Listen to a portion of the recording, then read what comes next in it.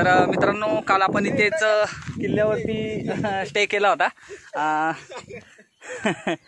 पाठीमागे बघू शकाल इथे आपण टेंट वगैरे लावला होता आणि बाहेरही काही जण झोपले होते, तसेच टेंट मध्ये काही जण झोपले होते। तर मित्रांनो काल खूप थंडी होती काल आणि आपण आता गडाचा पूर्ण परिसर बघून घेणार आहोत। तसेच शैलेश आपल्याला गडाबद्दल थोडीफार माहिती सांगणार आहे। तर चला मग मित्रांनो बघूयात आता।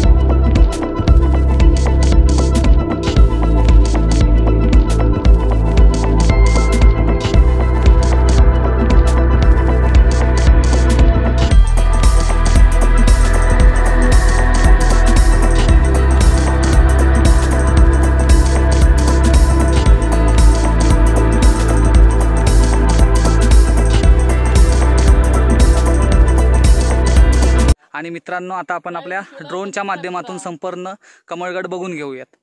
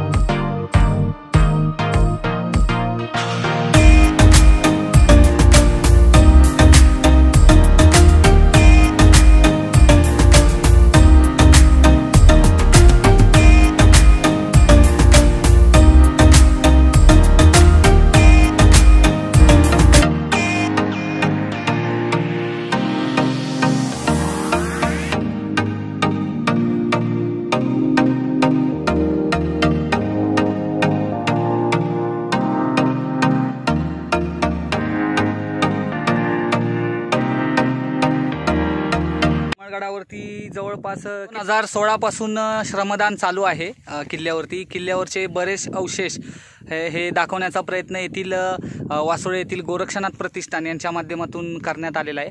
तर गोरक्षनाथ प्रतिष्ठानचे जे प्रमुख आहेत, जे संवर्धन कार्य ज्यांची टीम करते, तर शैलेश तुपे आपल्यासोबत आहे तिथे. तर आपण आता त्यांच्यासोबत थोडीफार चर्चा करूया. तर शैलेश, तुझं आपल्या चॅनलवरती सहर्ष स्वागत आहे. तर जवळपास तुम्ही 2016 पासून या कमळगड या किल्ल्यावरती श्रमदानाचं काम करताय. तर नक्की काम करताना काय अनुभव तुम्हाला आलेत आणि कोणकोणत्या गोष्टींचा उलगडा तुम्ही श्रमदानाच्या माध्यमातून केलेला आहे, थोडी माहिती सांग. नमस्कार मित्रमंडळी.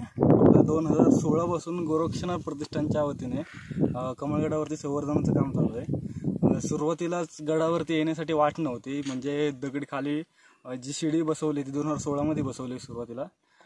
त्यानंतर जे जांभली गावापासून दिशादर्शक फलक ते कमळगडापर्यंत बसवले पर्यटकांना येण्यासाठी, दिशा कळावी यासाठी. आणि दुसऱ्या मोहिमेमध्ये जे गडावरती कावीची विहीर आहे, जो सह्याद्रीचा ब्रिज म्हणून ओळखला जातो, तिथे खाली गेल्यानंतर काही पायऱ्या तुटलेल्या आहेत, तर तिथे उतरण्यासाठी खूप रिस्की होतं. तर कायमस्वरूपी एक लोखंडी दोरखंड बसवलेला आहे. त्यानंतर तुम्ही बघू शकता हा भगवा ध्वज. हा भगवा ध्वज कायमस्वरूपी त्यानंतर तिसऱ्या मोहिमेमध्ये बसवला आहे. आणि चौथ्या मोहिमेपासून आपलं हे असे चौतरे आम्हाला अगोदर होतेच, पूर्णपणे काढलेले होते. त्यानंतर ही माती वगैरे सगळी आम्ही काढलेली आहे. थोडंसं काम राहिलं आहे आता याचं. नंतर अजून एक 4-5 चौतरे आहेत, त्यांचं पण काम आतून करायचं आहे. त्यानंतर तुम्हाला हे ते शिवलिंग पण एक सापडलेलं होतं संवर्धनाच्या काळामध्ये. कारण हे इथं शिवलिंग तुम्ही बघू शकता. हे शिवलिंग म्हणजे पूर्णपणे हे असंच त्या प्रकारे माती होतं त्यामध्ये काढलेलं होतं आणि असं दगड होता. बसल्या आम्हाला ते सापडलं होतं त्या संवर्धनाच्या काळामध्ये. आता 2016 पासून तुम्ही बघू शकता की कमळगडावरती पहिले जास्त कोण येत नव्हतं. जे हाडामासाचे ट्रेकर, कोण रेंज ट्रेक वगैरे करणारे होते. पण आता जेपासून संवर्धनाचं काम आम्ही हाती घेतलंय, शिडी बसवली, विहिरीमध्ये उतरण्यासाठी दोरखंड बसवला, त्यामुळे लहानपासून ते वृद्ध लोक पण गडावरती येऊन जातात. अच्छा. शैलेश, कमळगडाबद्दल काय इतिहास आहे आणि कमळगडाबद्दल काय थोडीफार माहिती सांगू शकतोस? तुम्ही कमळगड बघू शकता. ह्या बाजूला महाबळेश्वर आणि ह्या साईडला रायरेश्वर, म्हणजे आणि इकडे समोर बघता त्या वाईचा प्रांत पूर्णपणे लागतो धोम धरण. आणि हा पूर्णपणे मुख्यचा जागे आहे. धोम धरणाच्या पाठीमागे जो डोंगर वसलेला आहे त्या डोंगरावरती हा कमळगड आहे. ह्या साईडून तुम्ही बघू शकता कोकणातून जो ऐतिहासिक डवळे घाट आहे, तो जावलीमधून हा वाईमध्ये काय बाजार आणला जायचा. ह्या घाटावरती नजर ठेवण्यासाठी प्रामुख्याने ह्या गडाची निर्मिती केली असावी. बरोबर, असं काय असू शकतं. आणि त्यानंतर मग पूर्ण हा परिसर इथून दिसतोय तुम्हाला. गडावरून बघितलं तर वैराटगड, तिकडे चंदनवंदन, अच्छा, पांडवगड दिसेल, इकडे केंजलगड दिसेल, रायरेश्वर दिसेल, पूर्ण हा काळेश्वरचा पठार दिसेल. पाठीमागे आपल्याला क्षेत्र महाबळेश्वर, इकडे पाचगणी आणि हा पूर्णपणे वाईचा भाग. त्यामुळे हा पूर्णपणे गड हा मोक्याच्या ठिकाणी असल्यामुळे ना, त्यामुळे टेळण्यासाठी खूप वापर केला जात होता.